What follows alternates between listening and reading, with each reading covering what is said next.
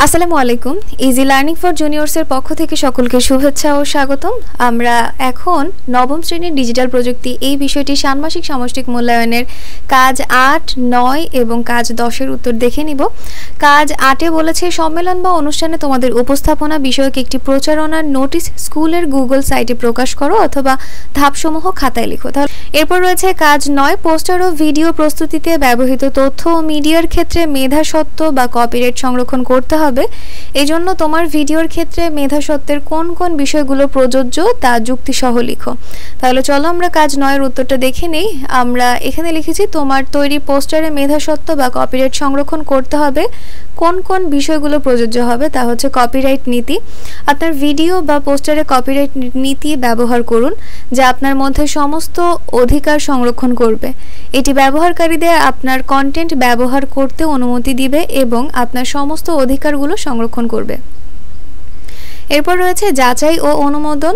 যদি আপনি অন্য কারো মাধ্যমে ব্যবহৃত কন্টেন্ট, চলচ্চিত্র, সঙ্গীত, ছবি ইত্যাদি ব্যবহার করেন তবে সেটির জন্য যাচাই করুন যে আপনার ব্যবহার যথাযথ এবং অনুমোদিত। এরপর রয়েছে স্থানিক আইন ও নীতি। আপনার দেশের কপিরাইট আইন এবং অন্যান্য স্থানিক নীতিমালা অনুসরণ করুন। এটি আপনার ভিডিও বা পোস্টারে কোনো বিশেষ প্রয়োজনীয়তা হতে পারে, যেমন লাইসেন্সিং অনুমতি প্রয়োজন।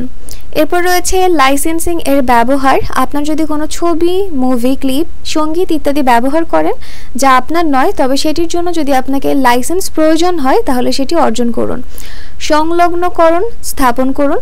আপনার ভিডিও বা পোস্টারে যদি আপনার কন্টেন্টের অধিকারগুলো সংরক্ষণ করার স্থানিক পদক্ষেপ গ্রহণ করেন, যেমন কোনো কপিকারীর নাম।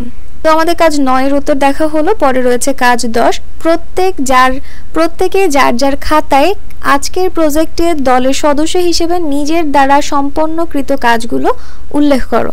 তাহলে চলো এটার উত্তরটা আমরা দেখে নিই। এখানে আমরা লিখেছি সাইবার নিরাপত্তার ঝুঁকিগুলো লিখতে সাহায্য করেছি, স্প্রেডশিট ব্যবহার করে পাই চার্ট তৈরি করেছি, সাইবার ঝুঁকিগুলোর জন্য সামাজিক প্রভাব আলোচনা করেছি, সাইবার ঝুঁকি হতে নিরাপদ থাকার সম্ভাব্য কৌশলগুলো লিখেছি, সাইবার ঝুঁকিগুলোর জন্য সামাজিক প্রভাব আলোচনা করেছি, সাইবার ঝুঁকি হতে নিরাপদ থাকার সম্ভাব্য কৌশলগুলো লিখেছি, পোস্টার তৈরিতে সাহায্য করেছি এবং ভিডিও এডিটিংয়ের কাজেও সাহায্য করেছি। তো এই হচ্ছে তোমাদের কাজ ৮, ৯, ১০-এর কাজের উত্তর। ঠিক আছে, তাহলে এই হচ্ছে তোমাদের কাজ ৮, ৯ ও ১০-এর উত্তর। আশা করছি তোমরা বুঝতে পেরেছো যে তোমাদের ষান্মাসিক সামষ্টিক মূল্যায়নের প্রশ্নের উত্তরগুলো কিভাবে করতে হবে। যদি তোমাদের কোনো কিছু বুঝতে সমস্যা হয়ে থাকে তাহলে তোমরা অবশ্যই আমাকে কমেন্ট সেকশনে জানাবে। আমি যথাসাধ্য চেষ্টা করব তোমাদেরকে বুঝিয়ে দেওয়ার বা সাহায্য করার। তো আজকের ভিডিওটি এই পর্যন্তই। আল্লাহ হাফেজ।